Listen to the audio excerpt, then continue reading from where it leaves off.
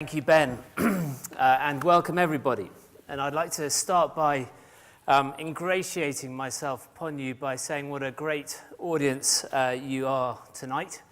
70% of you are from FTSE 350 or equivalents. That means this room tonight has a significant influence over strategies and budgets at FTSE 350 companies. Welcome also to new faces tonight. Welcome to the Metropolitan Police. It's the first time we've had the Metropolitan Police here tonight, and I don't know what that says about sustainability, that it's reaching the Metropolitan Police, or it may say more about our accounts last year at Green Monday, but hopefully it's the former. And I just want to start by talking about Kodak. I was reading an article about them last week, about their vice president who in 1992 proposed to the board of Kodak that they release the world's first digital camera. And the board of Kodak were not supportive of this idea. They felt the digital camera would cannibalize their 35mm film sales. And Kodak at the time were the undisputed world champion of 35mm film. And that VP fought hard and then left the firm in 1993 in frustration. And the rest is history. Digital cameras are the camera market globally. Kodak no longer makes 35mm film. And Kodak's share price has fallen by 99% since 1995. So Kodak's management was sleeping at the wheel. It didn't see these very disruptive megatrends around the internet that was impacting their company. And that expression of sleeping at the wheel was used this weekend in an article in FT Weekend magazine with an interview with several of the sort of leading clean tech people, including Michael Liebrich on the front cover there, who many of you will have seen on the stage here. And in this article, he's talking about how a lot of big organizations are asleep at the wheel in regard to sustainability, particularly the transition to clean energy. And I'm just going to give you one quote from here, which I think captures his argument very nicely. Eventually, he says, the world is going to go entirely to clean energy.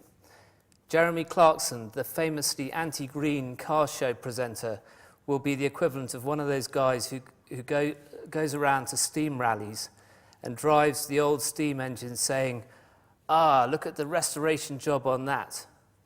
The direction of travel has been set in stone.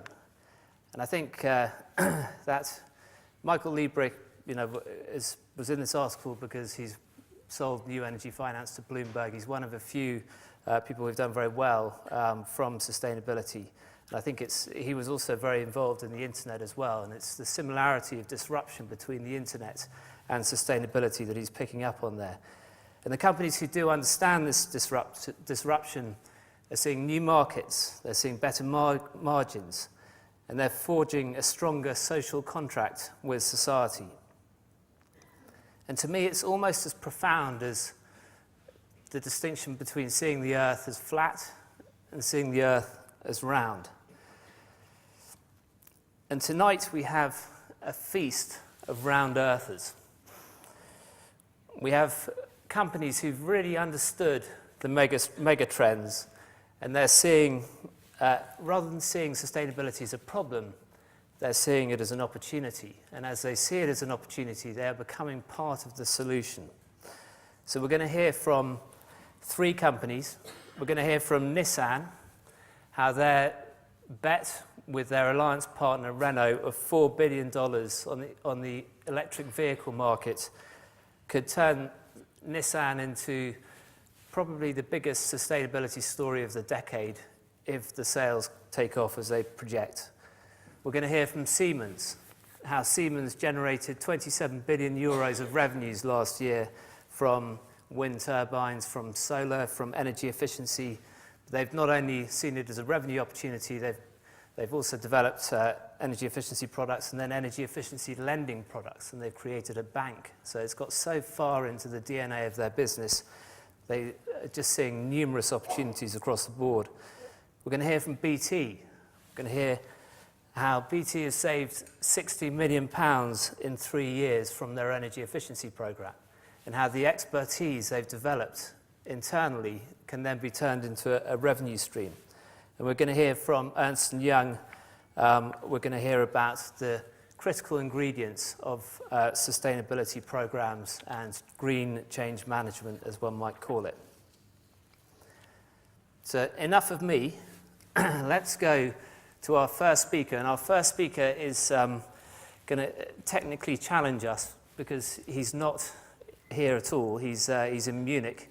It's Kirsten Barth, who's the Sustainability Director at Siemens. And Kirsten, it looks like we can see you. Can you see us? Well, I can see you, I can hear you, so everything is fine. And certainly, obviously, we are